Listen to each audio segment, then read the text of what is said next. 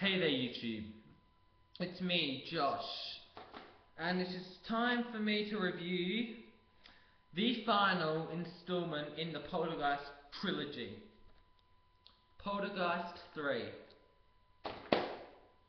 Okay, so I have a very strong opinion on this movie, so I just want to cut to the chase right now. I was 2 seconds away from putting the headlines of this video, Poltergeist 3 movie rant. I was this close, but the only thing that was stopping me from calling it a rant was the fact that I kind of feel sorry for this movie in a way. Because this movie had a lot of its cast members die off,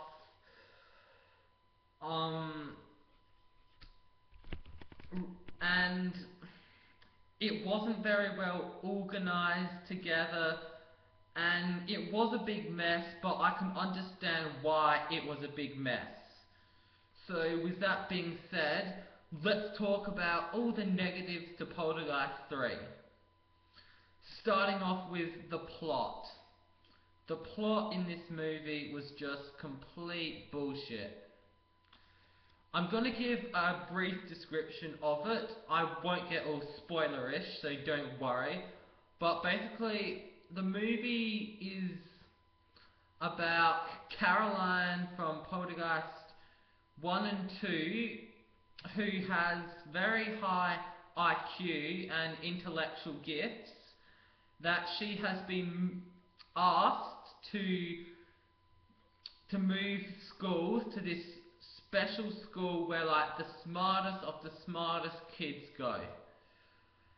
And because she really wants to go there, she has to move houses, but instead she lives in an apartment with this completely new family who have agreed to take care of her while she's at the school.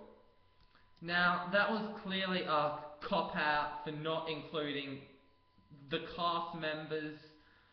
Like, the parents are still alive, but they asked them to come back, but they didn't want to do it, so yeah. And another thing that let this movie down was this movie lacked notable scares. Like, the first movie had several scares that really stuck with you and remember. Like the scenes with the chairs and the bit where that guy pulls his own face off. And my favourite scene in the movie was towards the end, the bit with the clown.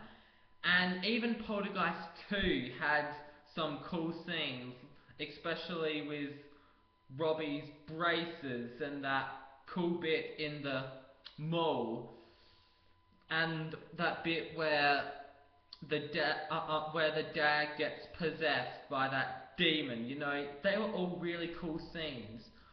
But Poltergeist 3 doesn't really have any notable scares in the movie that you watch and go, that was awesome. So that was a letdown. And also the character Kane, and I really don't like his character, because they're never going to make him a big horror icon like Freddy, Jason.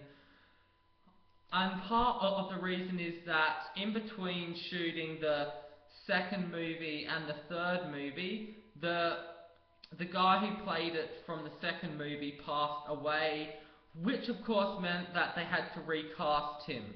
And the new guy was nowhere near as sinister or as creepy as the one in Poltergeist 2. So, for me, that didn't work. And Kane was in a lot. I would say all of the scary bits all have him in it. And he just was not scary at all, which really let this movie down.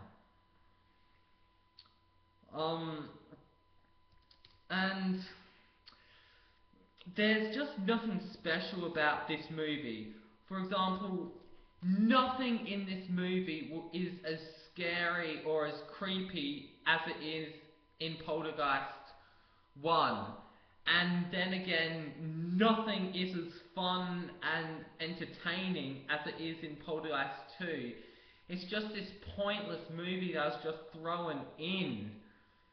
Which brings me to another point. They should have just stopped at 1 and let Poltergeist be a standalone movie. Because I just did not care for these sequels whatsoever. The only real people who get scared by Poltergeist 3 are the people who have a phobia of mirrors, which I personally don't. So, unless you have a mirror phobia, then this movie has nothing in it for you. It's the same old stuff from Poltergeist 1 and 2, but less scary. It's not as visually cool as the first two. Yeah, the visuals, that's a whole other story. This movie is visually dull compared to the first two. You know how, like, when, like, they go into the light, how it just looks so awesome? There's nothing like this, like that in Poltergeist 3. So, Poltergeist 3 is a very disappointing sequel. You know, I wasn't a big fan of the second movie either, but but this one was worse. Alright, thanks for watching, guys. See ya.